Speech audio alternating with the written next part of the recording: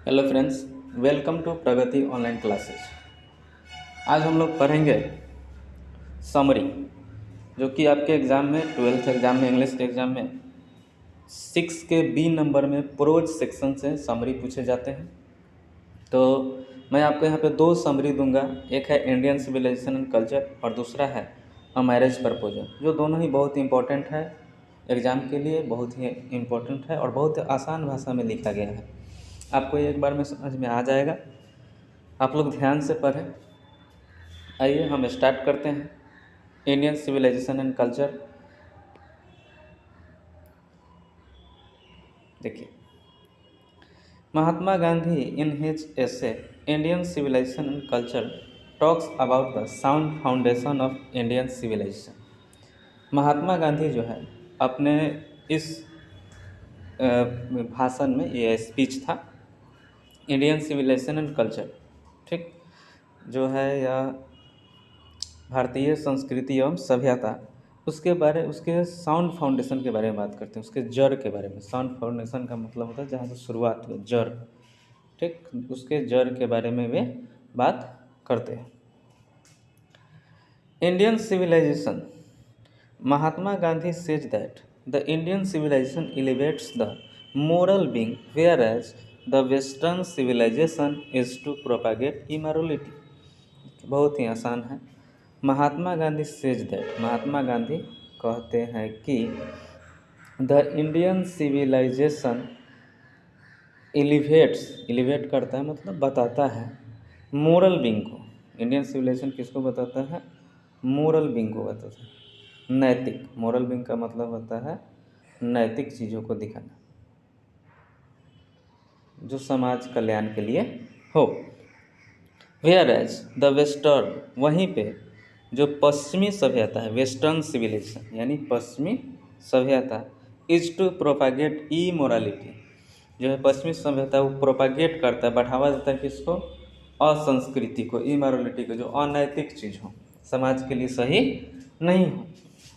तो यहाँ पे मतलब फर्स्ट में बात की है महात्मा गांधी कि Mahatma Gandhi said that Indian civilisation and culture talks about the sound foundation of Indian civilisation. Mahatma Gandhi इसमें भारतीय संस्कृति एवं सभ्यता के जड़ के बारे में बात करते हैं, उसके मूल रूट के बारे में बात करते हैं।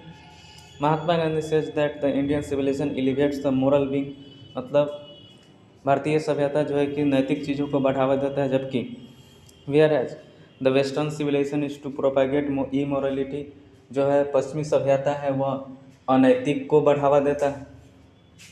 नेक्स्ट पैराग्राफ पे हम लोग चलते हैं। It is a charge against India that, India के विरुद्ध एक आरोप है, चार्ज है, क्या है? हर पीपुल आर अनसिविलाइज्ड, उसके जो इंडिया के लोग हैं कि असभ्य हैं।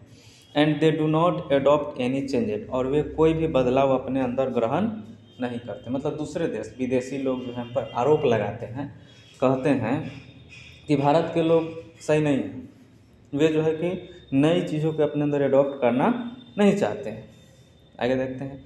It is a charge really against our merit, Gandhi ji कहते हैं यह वास्तव में यह चार्ज जो हमारे मेरिट के ऊपर है, हमारे में यह शक्ति है, हमारे यह मेरिट है कि हम दूसरे चीज़ों को ग्रहण नहीं करते हैं, जो सही है उसी को ग्रहण करते हैं।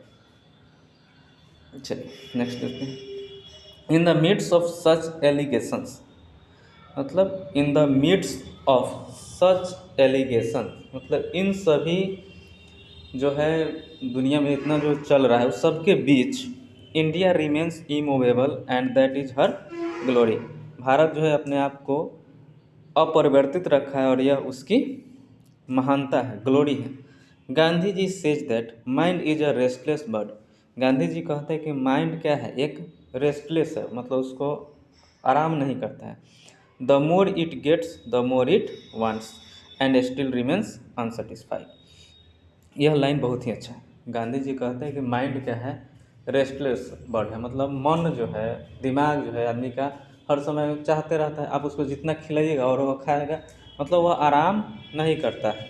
जैसे आज आपके पास मोटरसाइकिल है तो आपका मन कहेगा कि कार हो जाता है, फिर कार हो जाएगा तो फिर एरोप्लेन हो जाता, मतलब जो है कि मन, इच्छा जो है कि बढ़ते जाती, इच्छा कभी रुकती नहीं थी, वो सेटिस्फाइड कभी नहीं होती। यही गांधी जी कह रहे हैं कि स्टिल रिमेन्स अनसेटिस्फाइड, वह सेटिस्फाइड नहीं होता है।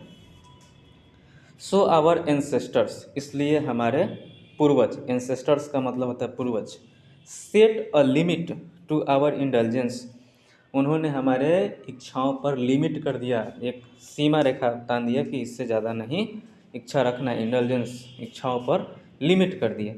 Our civilisation, culture and swaraj depend upon restricting wants, हमारा जो सभ्यता है, संस्कृति और स्वराज डिपेंड करता है रेस्ट्रिक्टिंग वांट्स, इच्छाओं को रोकने पर, एंड सेल्फ इंडल्जेंस, अपने इच्छाओं को, अपने मनों को रोकने पर, अपने मन को मनाने पर।